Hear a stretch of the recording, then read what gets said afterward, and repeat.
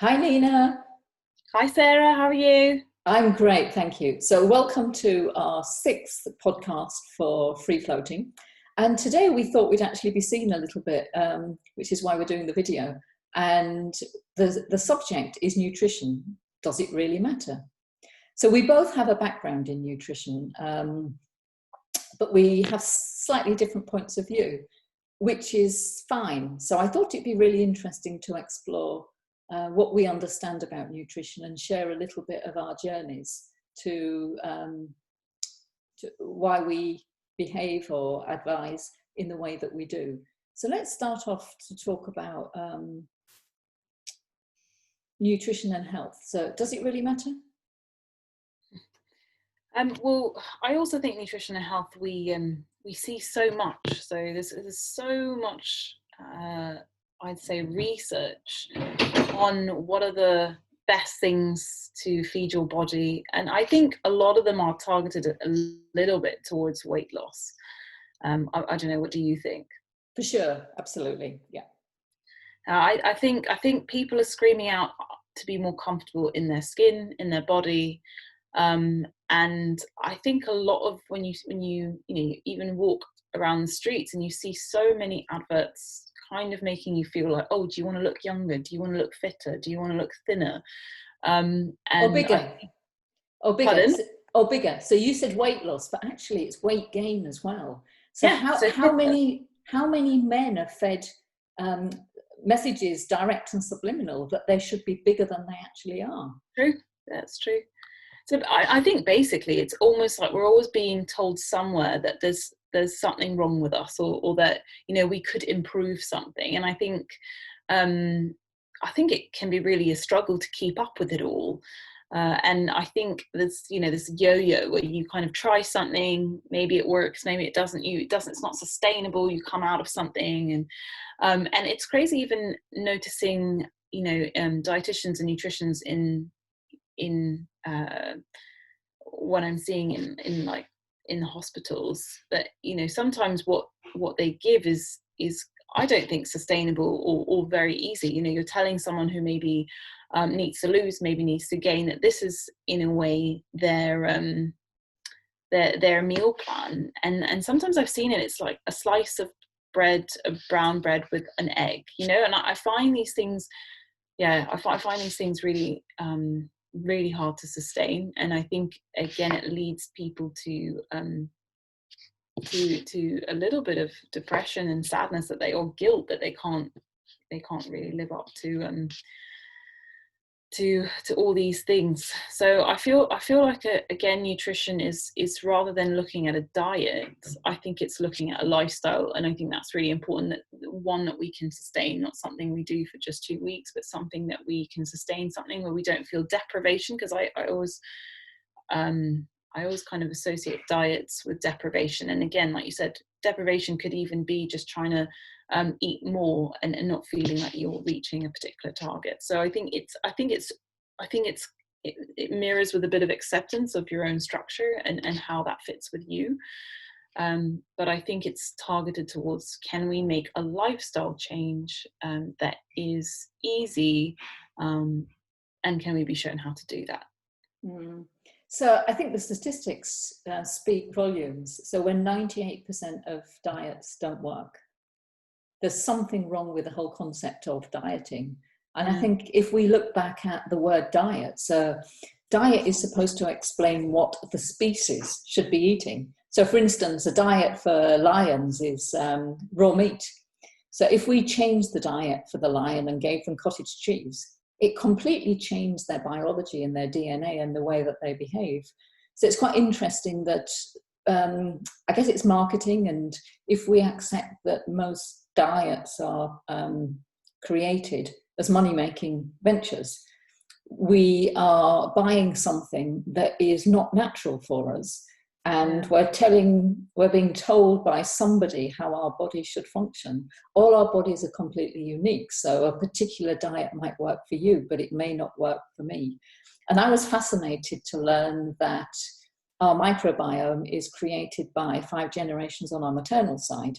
So actually, what your parents and your mother and your grandmother and your great grandmother ate is important to you. So that diet isn't going to fit with me because we've been brought up in completely different parts of the world and experiences, etc. So trying to.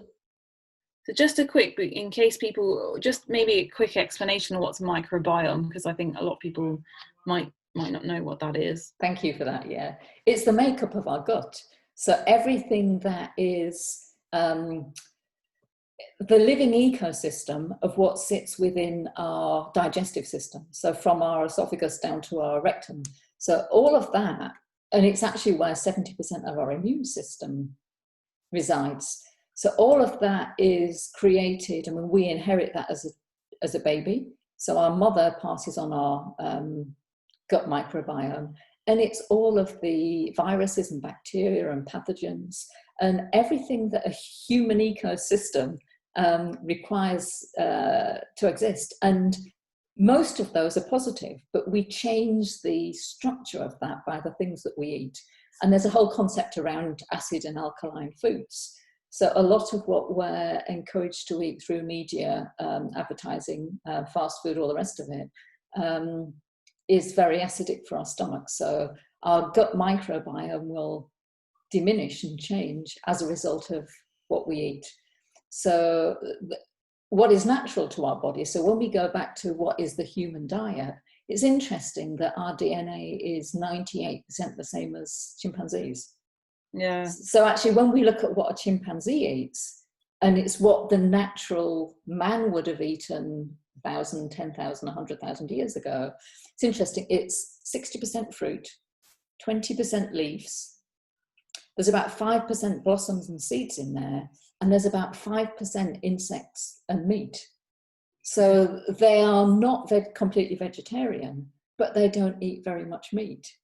So when we look at 2020 and the way our diet has shifted and changed, and a majority of people are eating meat and carbs and grains, it's really affecting their gut microbiome. And why is that important? So actually it goes back to the question, so is nutrition, does it really matter?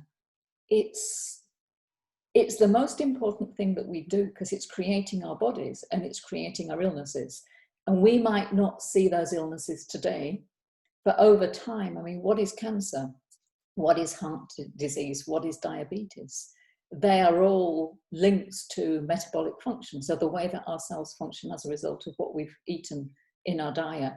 So when I work with clients, I'm interested in teaching them how their body works and how food reacts in their body and how cells receive different types of food, and encouraging them to find new foods that are more beneficial to them, rather than shift and change from a completely Western diet of burgers and chips and donuts and cakes and all the things that are readily available and very cheap for us. So what can you add on a weekly basis that is more nutritionally valuable, so you can then shift maybe over 2 or 3 months to something that is much more beneficial for your overall health?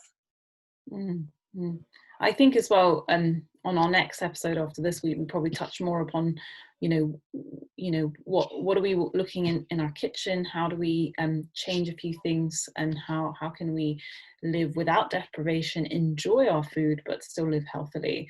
And I completely agree with you. And I think a lot of these cheaper products, that they sell, donuts, burgers, are also they're meant to be addictive as well. So it's a little bit of a catch-22, that they're not only cheaper, but they're also addictive. And so it's again this pull of can we try and do better for ourselves? And it's a massive decision to change your lifestyle at the end of the day. And I always tell people who want to embark on a sort of more nutritional journey, that it's not one that once they embark on it they can kind of go back. It's you kind of make that decision and you go forward.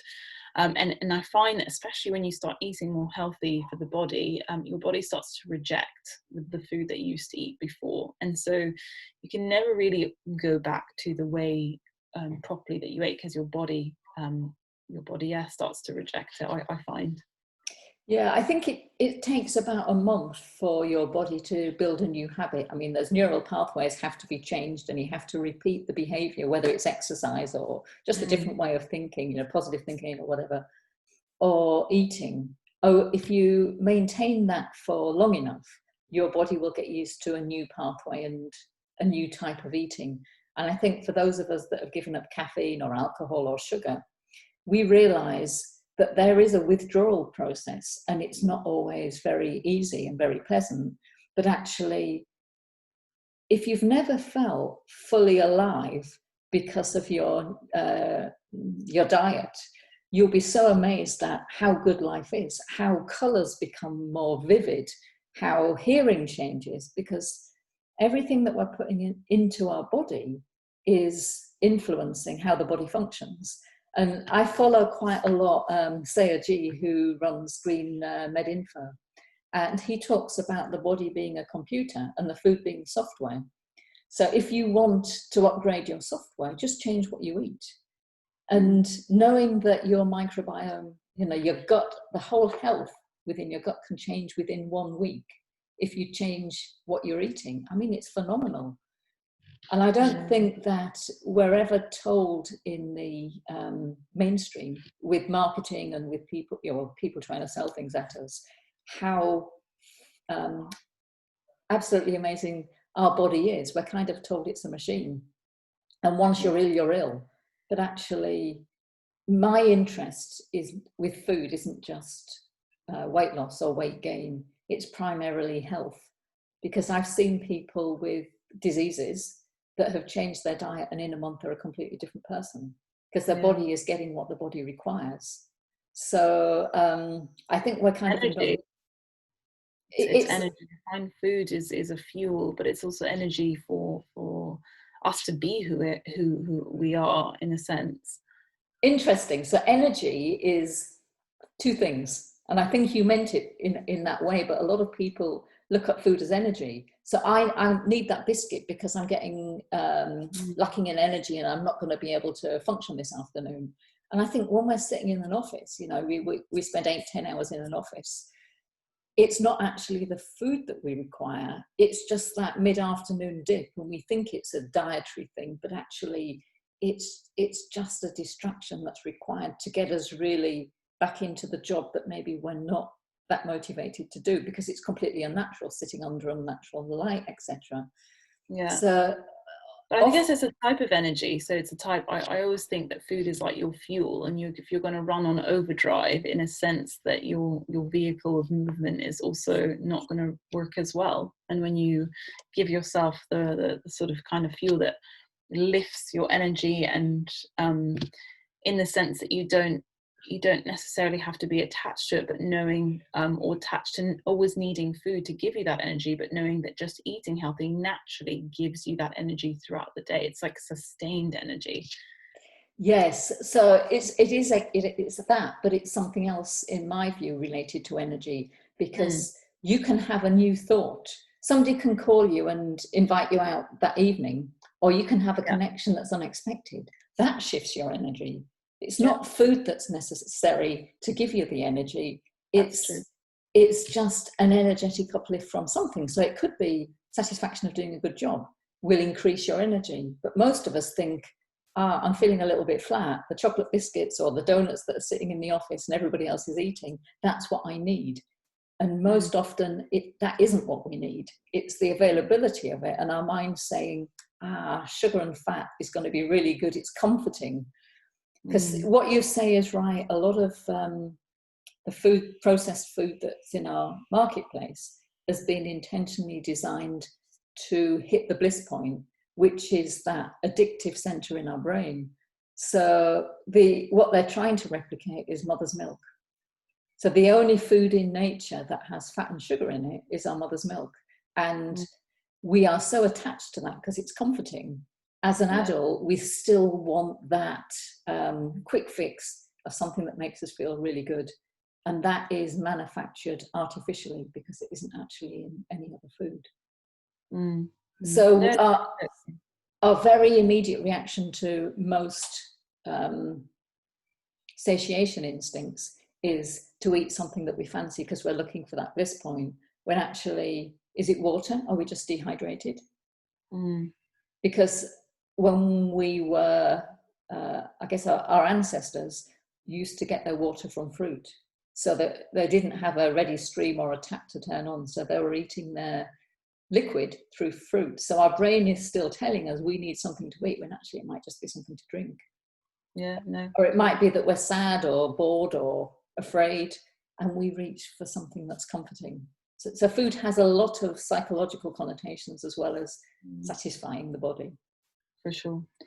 I think just quickly going back to energy though, my only thing is just, I mean, as much as you say about the blissful symptom, I get that with chocolate. But when it's, for example, more savoury foods that are unhealthy, we don't necessarily get that high or that fix. And I actually don't think that it makes or gives me energy to have a meal. I actually used to find that food used to make me tired.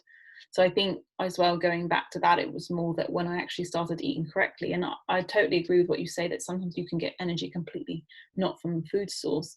But I found that when I stopped eating like heavy foods like cream, milk, meat in portions and all together with carbs, I actually found that made me really lethargic.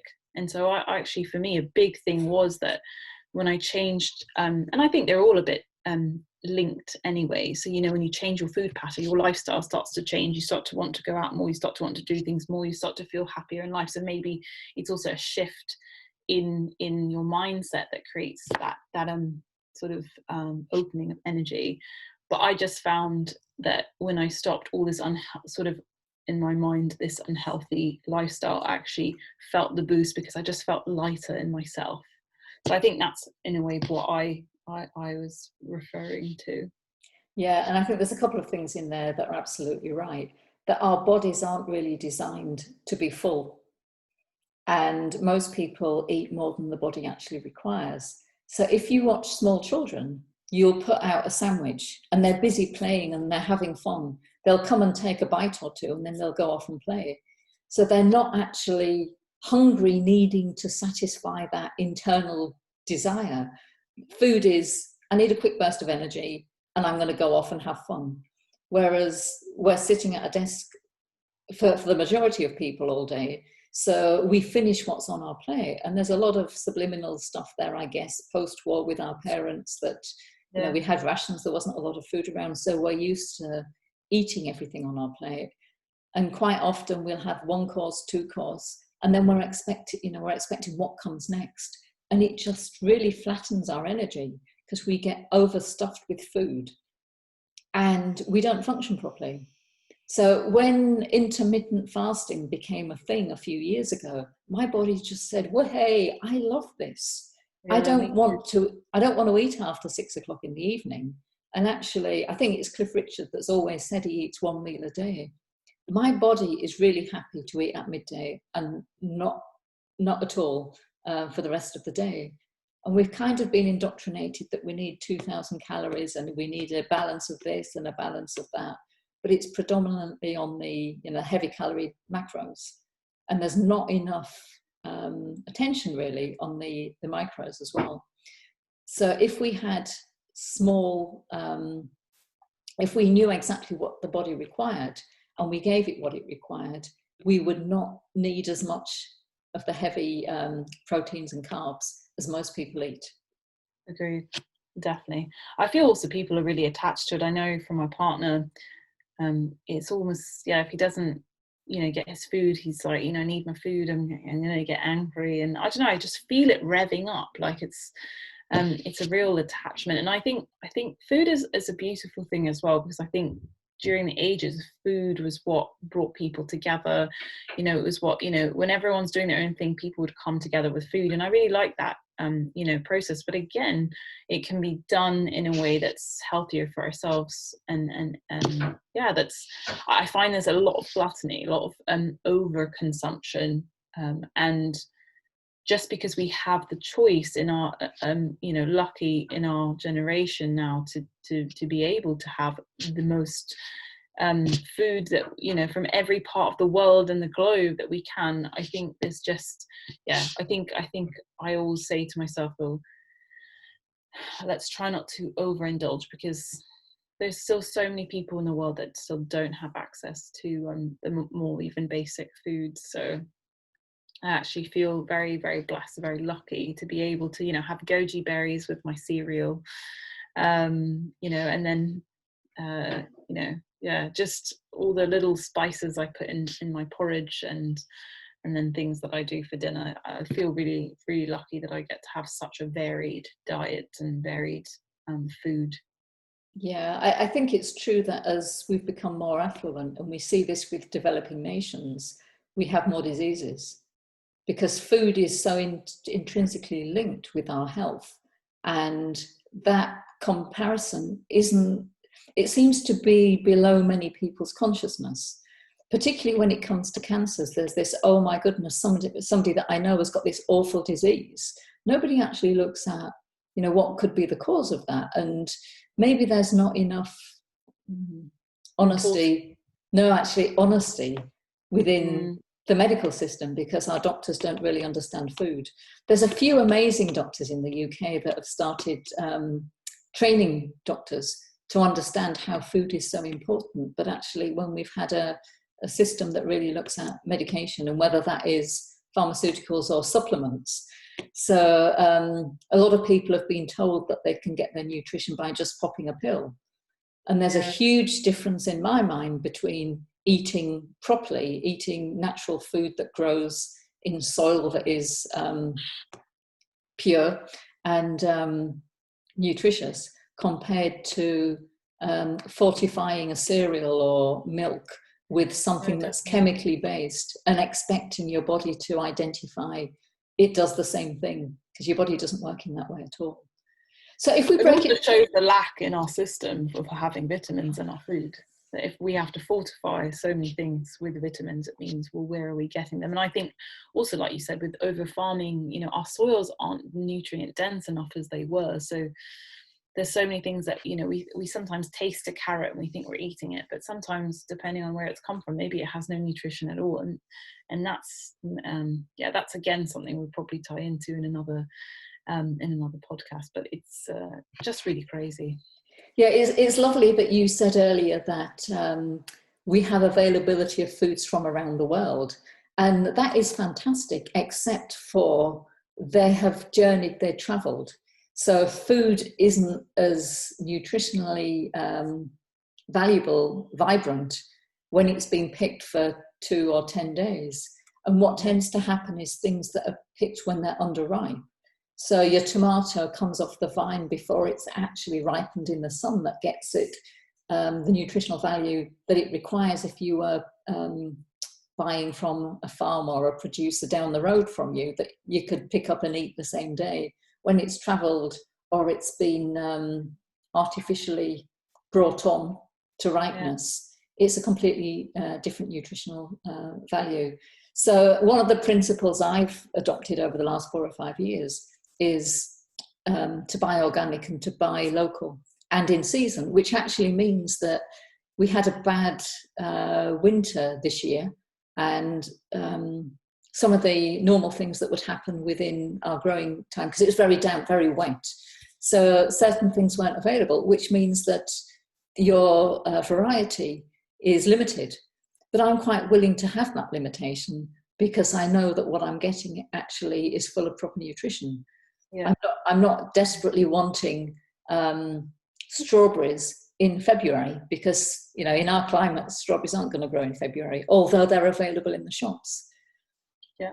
So we can get things all year round now. And I think, again, it's about creating an awareness of what is seasonal for us. And again, it doesn't have to be boring or bland. We can make it interesting. We can make it creative, and we can make it tasty. But even, you know, the great thing I think about health, although I know that a lot of people say quick fix is, you know, a couple of days, but I noticed that even, you know, a couple of weeks of stopping, you know, years and years ago when I stopped refined sugars, you know, just tasting a broccoli was different, just tasting veg was different. I felt the vibrancy in all of them. And I think it's because, you know, my palate wasn't laced with sugar and salt, and I really try not to use those things in my cooking.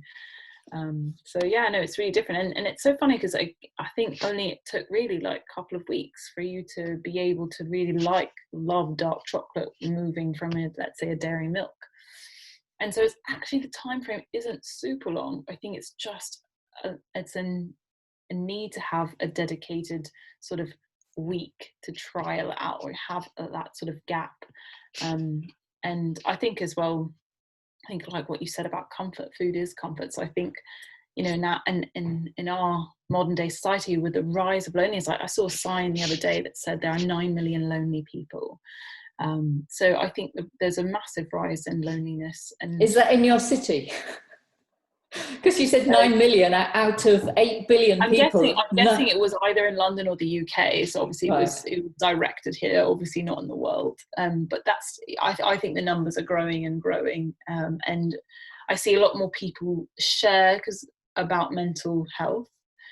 But I think, and obviously that's for another day, but I also think that sometimes, like you said, food is comfort. So when we feel lonely, what do?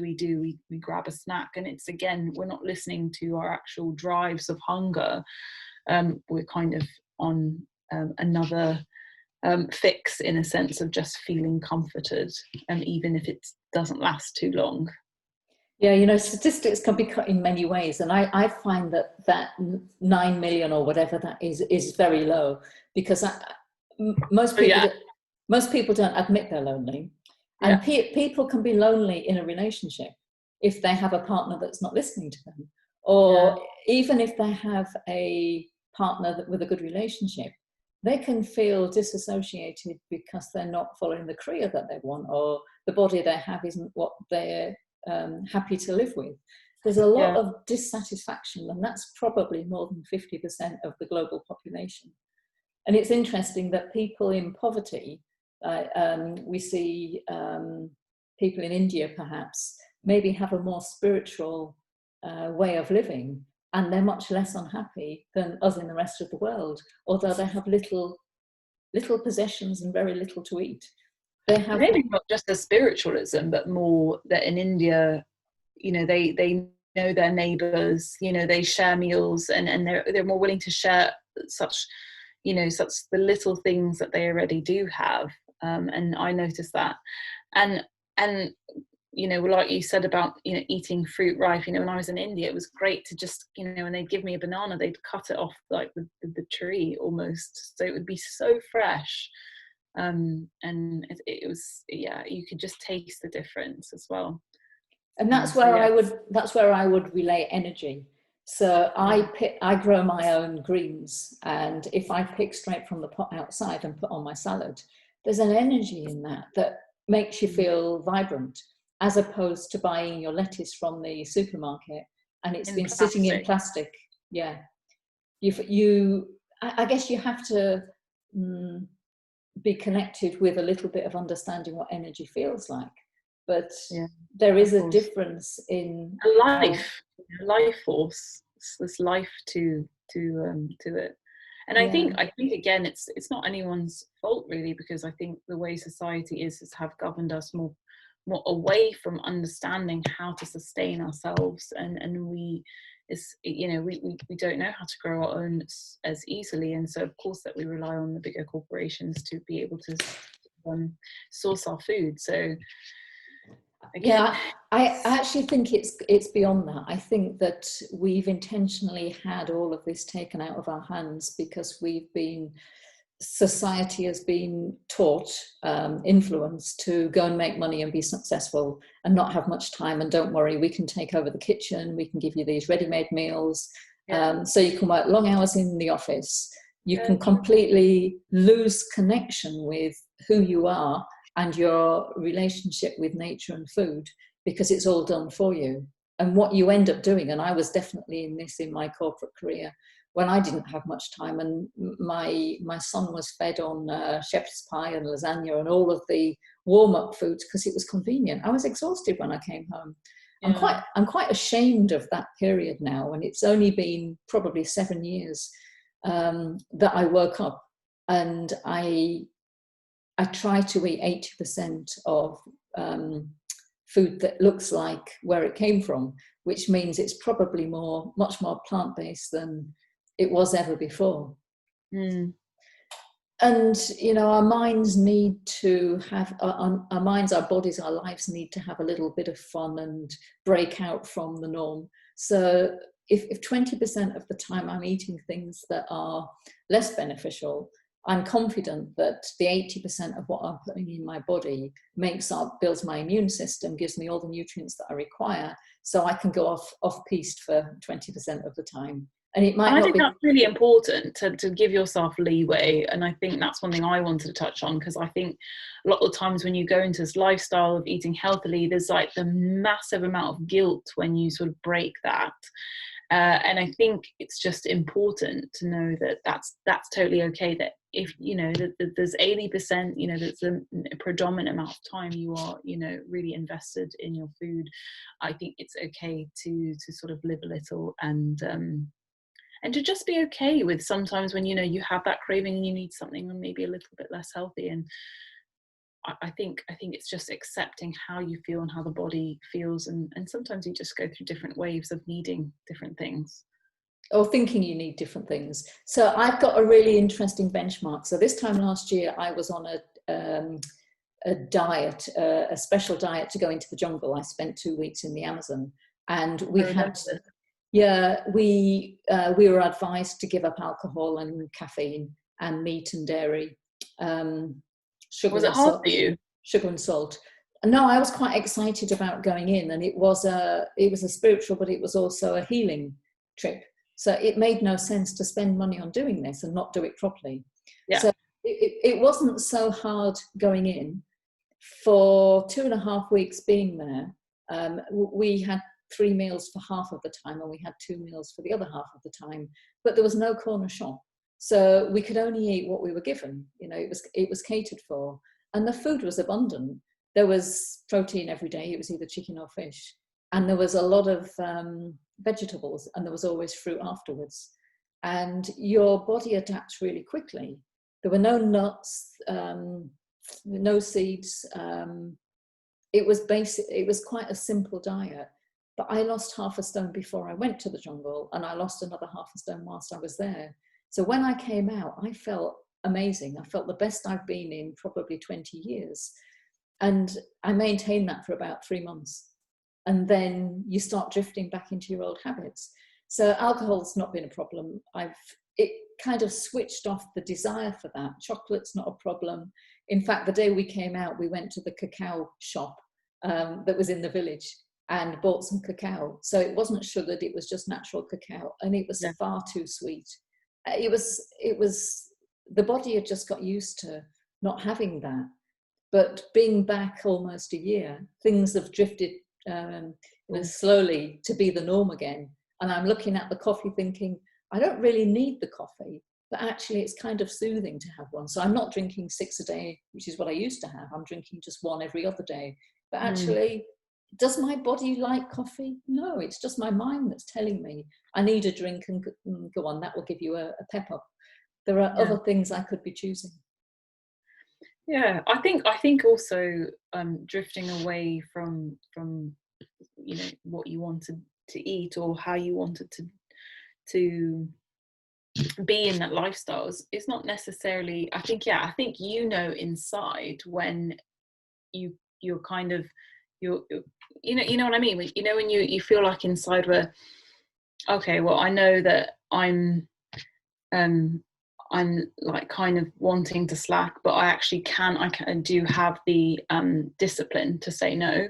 And then the times when you're like really, really, you know, you feel like you've let's say eat something. Yeah, you've had this craving, and then just to not follow through with the guilt. And I think we always know deep down when there's just, I can just, like you said, like I could have the coffee because it'd be nice, but it's not like a need or a, you know, because I notice as well when you stop the real big needs, like the real craves, you end up, you know, if I let's say said no to you know, let's say a raw cheesecake or something, And then I'd find that because I denied myself that, because I don't normally have that, and then I denied myself that, then later 3 days down I'd probably eat like 3 slices, but only because I think it's like, I don't know, I felt it inside that I denied myself something, and that energy was kind of still stuck inside. So I think again, it's again connecting to ourselves, I find, and kind of asking ourselves, maybe like you said with the hydration, taking a step back and being like, okay, do I actually really want this? Do I feel like my body really needs it? So actually, am I lonely right now? Do I feel bored? And asking ourselves I ask myself those questions to really decipher whether it's actually a real craving and something I really need at that moment. And again, mind over matter at any point at the end of the day. But yeah, and I feel that then I reassess. Maybe I drink some water, or I have a tea, like a green tea or a mint tea, and see how I feel. Mm-hmm. I love that you're checking in with your body, because I think what a lot of people have done or they've never had is a connection with their body. So we're using what our brain tells us, and our brain is really based on what it knows and history, as opposed to what's right for you right now. So I use it with my clients and with my nutrition program. So I use my energy medicine techniques with nutrition, which gets people to ask their body first. So, and I do this with supplements. So I don't really supplement much, but vitamin D in the winter for sure. But if I'm unsure, if the weather, springtime is starting to get a little bit warm, I'll hold the bottle and I'll actually ask my body, do you need this today? Your body moves, it gives you a yes, no answer. Yeah. So there are days where your body will say, yes, I do need this.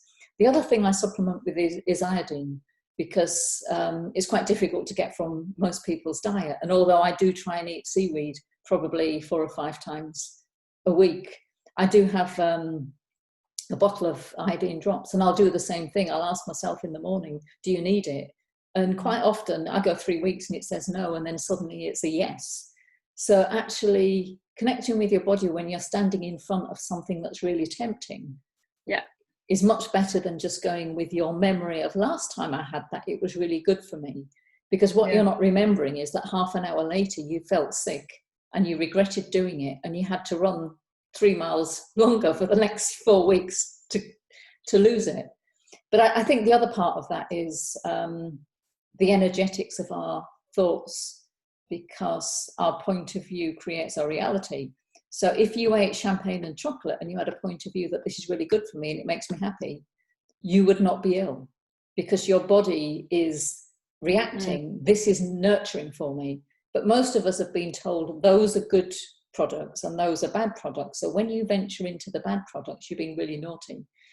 So you're giving yourself a hard time, which means that your body is believing what your mind's telling it, and it then becomes bad food. Yeah. So I guess also highlighting the importance of how try not to feel guilty, because I do think it's a massive energy, and I think it really takes away. I used to find it when I was younger, I had a bit more of an obsession with food, and I used to find if I did something that I felt guilty about, it would almost take my mind up for the whole day. I'd be, even in conversations, it would be in the back of my mind, like, there's something I did in the morning. And so it can be really over consuming if you allow it. And so again, I think, like you said, having just a better relationship with that, and then again, connecting to yourself, and being just kind to yourself as well, is really, really important. Yeah. So let's just talk a little bit about how we came to this realization. So what was your journey with food and the shift? When did that happen? So I think it became, I went to boarding school between the periods of 13 and 18. And in that time, we were given way too much food. So it was 3 meals a day and all buffets. So imagine literally having 3 buffets for 5 years. And it was all more English food. It was, it's great in the sense it was abundant, and I'm not speaking that like I'm ungrateful, but I also do think at that young age, I didn't know anything about nutrition. And we weren't told, oh no, you should stop here, you shouldn't get 3 things. And we were always, maybe not necessarily encouraged, but it was always we could go back and get a second helping of chocolate cake, or a second helping of food. And like I said, we had so much food anyways.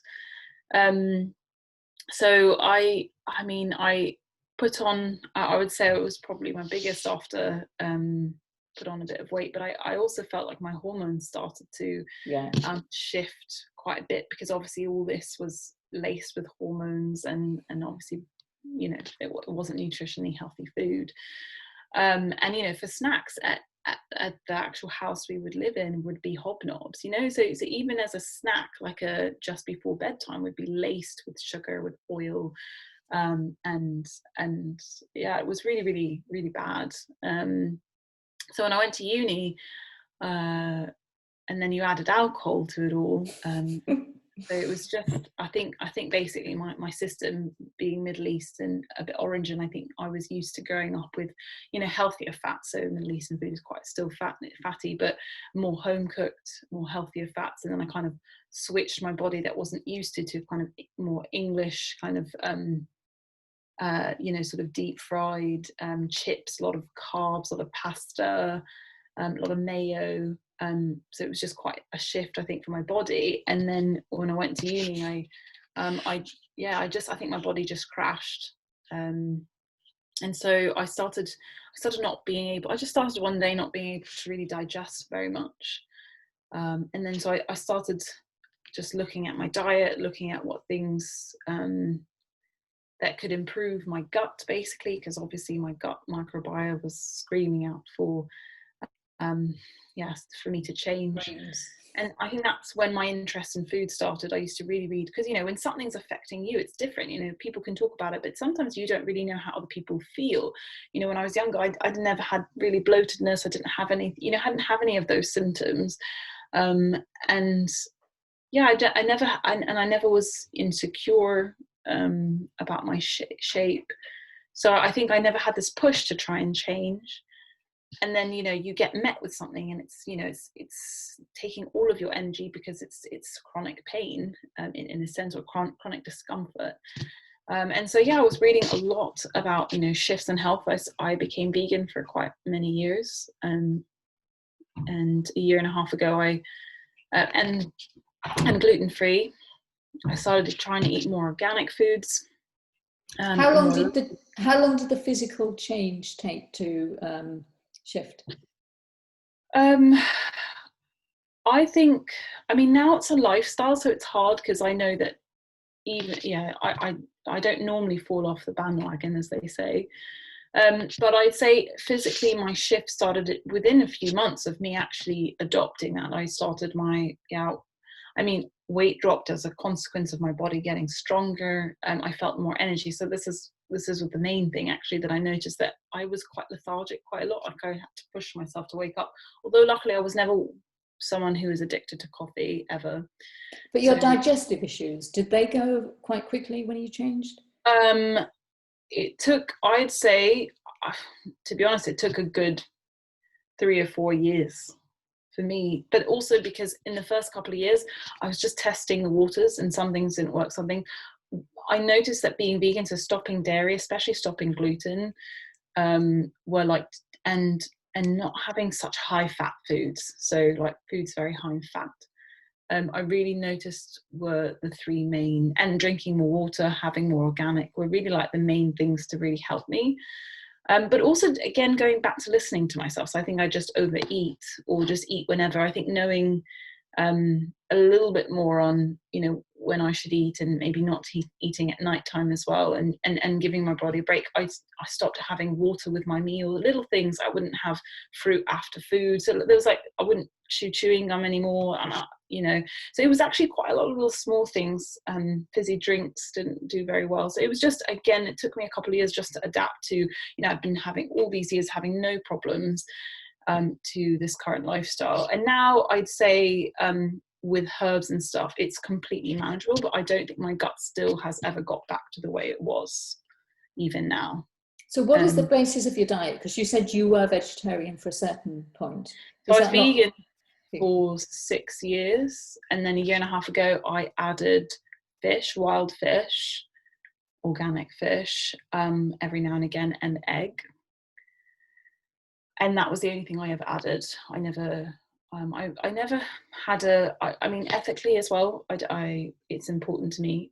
And obviously I still eat egg and fish nowadays, so that's obviously questionable. But I think I more did it just because I felt the need to. I felt, like you said, my body kind of was like, oh, let's. And I noticed in doing that, my skin kind of improved a little bit. But that's basically what I have now. So I have a lot, a bit like you, have a lot of. I don't really have breads and stuff like that because I notice yeast and just breads in general very heavy. So I try not to have very heavy foods because I think constitution wise for me, anything too heavy brings my digestion down. So yeah, leaves. So lots of things that are very nutrient dense. I think nutrient density is the important factor. So I have organic. I do organic. I do a lot of sprouts as well, which are basically sort of miniature versions of their counterparts. Sprouted seeds as opposed to Brussels sprouts. Yes, or even, yeah, exactly. So sprouted broccoli, sprouted mung bean, anything. I now try and have lentils and that as my protein. I love hummus, and I try and make it myself, so there's not any. So a big thing is not having loads of added oils like sunflower. Don't have that in my diet, and I try not to, again, like I said, have a really high fat in my diet. Not that fat foods aren't good, like nuts and seeds, sweet seeds especially, and avocados, but again, just not obviously overindulge in them because then I feel a little bit heavy. So now it just comes naturally for me to do all these things, to know what's in my diet, to create really tasty meals.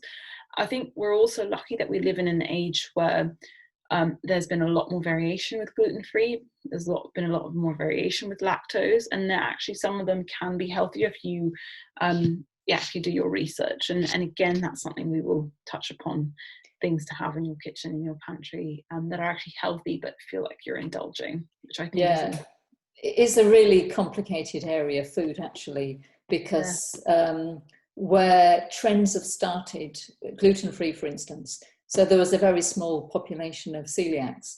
So there was a very limited range of gluten-free, and you used to have to buy it from a chemist. Well, suddenly more people are cutting out gluten, realizing that actually it hasn't been very beneficial to the body.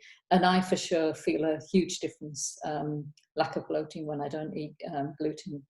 But my skin as well, for me, I had problems with my skin. So I guess, again, I'm more, I see it more. So I think for me, it was also what foods are better for skin and more hydrating and less oily, because obviously at the end of the day, a lot of the oils you eat come out in your skin. Yeah.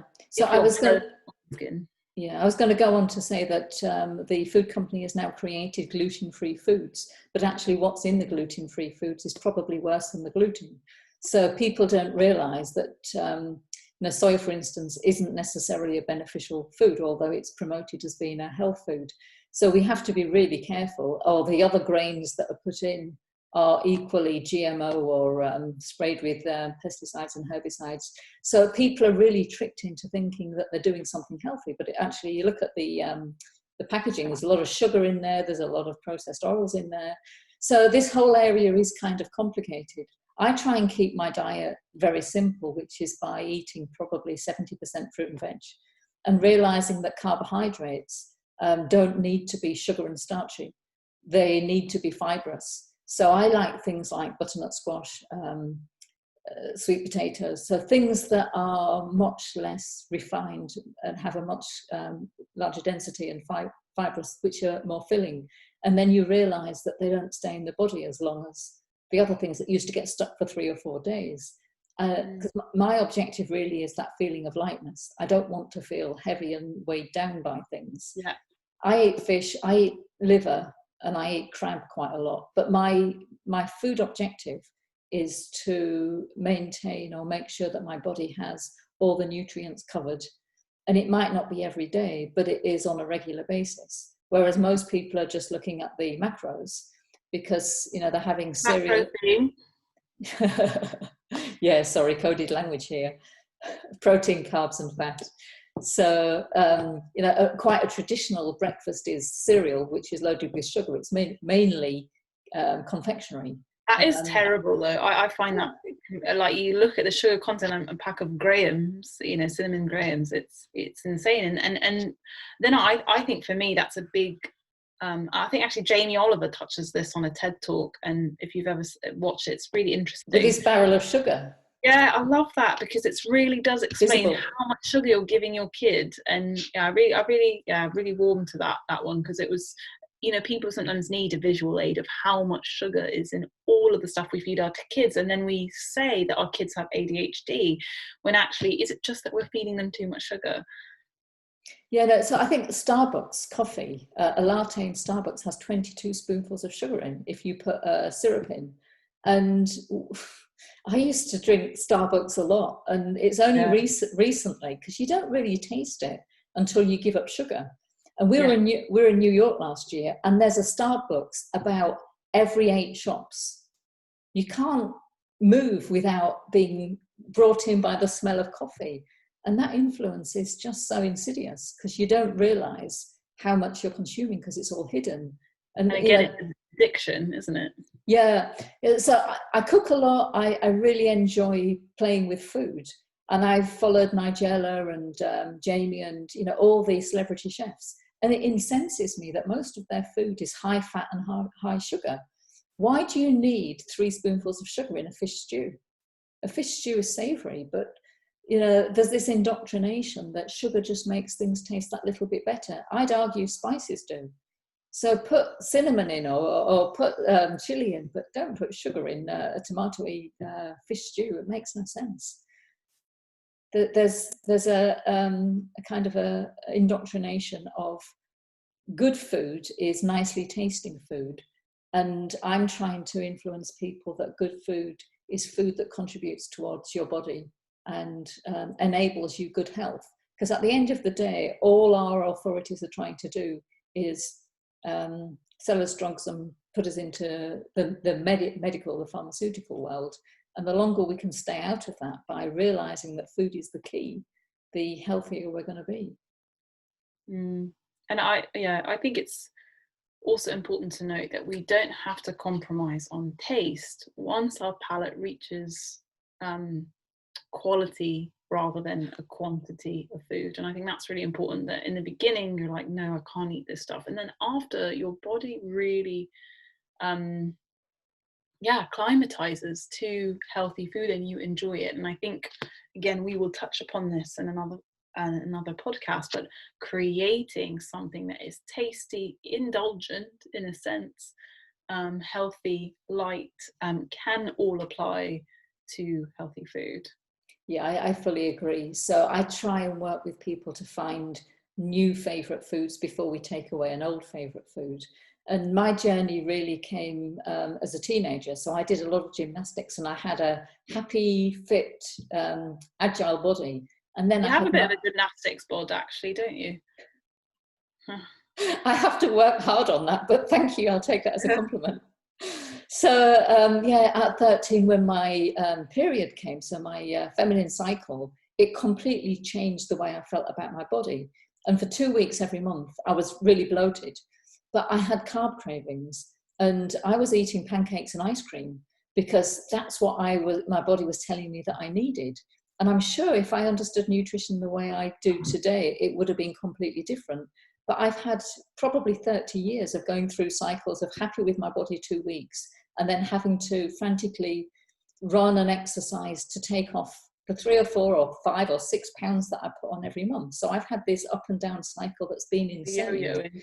Yeah, and it was about 7 years ago when I started doing energy medicine, my taste in food changed. I hated beetroot.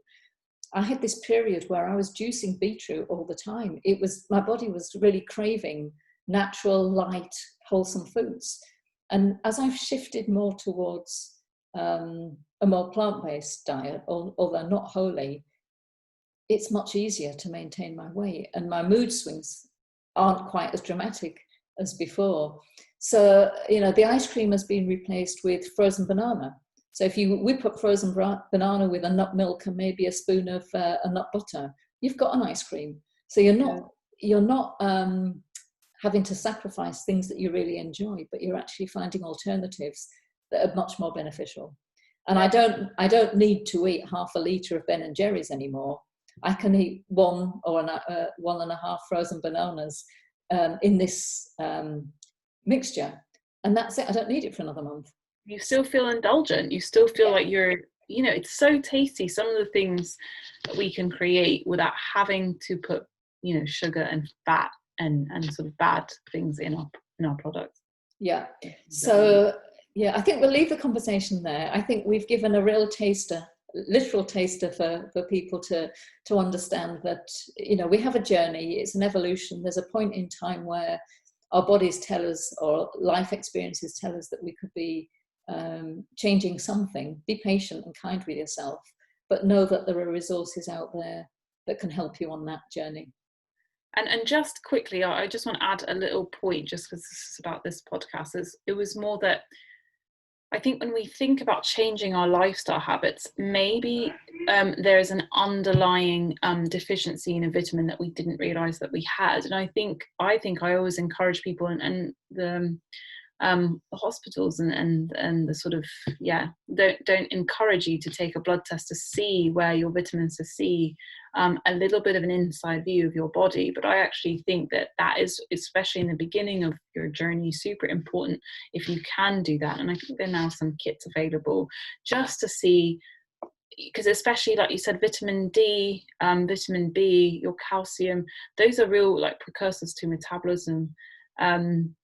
Your iodine, your cortisol, lots of things are precursors to maybe if we are deficient or they're not working properly, how we can maybe then bring that back to balance and start then with our lifestyle. Because sometimes when we do the things, when we change our food habits, maybe some of them don't work. Because for example, if your gut can't absorb vitamins, then that's a problem before having the vitamins itself. So that's just a really important, because I find that I didn't know that as well. And I think, you do all these really good lifestyle changes, but then you don't know why you don't see any results. And I think that's because there's an underlying problem that we have to address. Yeah, no, absolutely. It's a really good point to finish on, that there's not much understanding of our broad nutritional needs. We've talked about macros, we haven't talked about micros, and being tested is a fantastic way to understand where your deficiencies are. For those people that don't want to or aren't able to afford a test or can't get access to a test, I created a guide specifically for this reason, which details every nutritional requirement and where you find it in the top 30 foods. So what it does within the body. So you can have a look at iodine, for instance, and how much you should have every day, and what are the top 15 or 30 foods that you can obtain it in. So you can look through that guide and you can identify where your deficiencies are. And it's something that I'm doing this very afternoon with my son, because we eat completely different diets, and he eats no fruit whatsoever. And I'm not worried about him now, he's fit and healthy, but in 20 years' time, if his body hasn't had the vitamins and he's only had vitamins from supplements, his body's going to start breaking down. So it is important to get yourself educated and understand what your body requires, because most of our medical conditions, most of the things that people are taking medication for, or at least 80% of them, can be resolved through eating the right nutrients through food. I think, what would be really good is below this podcast or something, maybe just put a link to where people can find that, because I think that's really important and really useful. Yeah, will do. Great idea. So thanks, Nina. Thanks for those that are watching and listening. There will be a part 2. If you want something, part 3, depending how this goes. There will be multiple levels to this conversation for sure. So if you would like us to cover anything specifically, put that in the comments, and we will probably come back to you within a week with part 2. Thanks. Thanks, Sarah. Have a good one. You too. Bye.